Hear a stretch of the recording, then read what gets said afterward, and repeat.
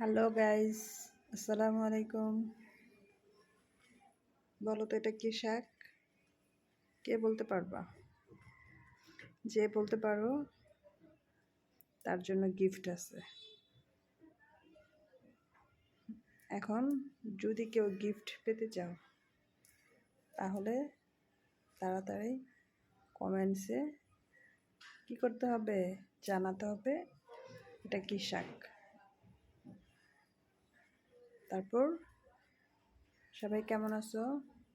আশা করি আলহামদুলিল্লাহ সবাই ভালো আছো।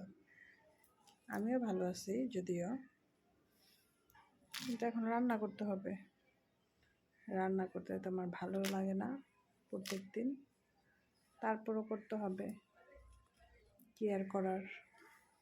তাহলে জানিয়ে দাও কি শাক।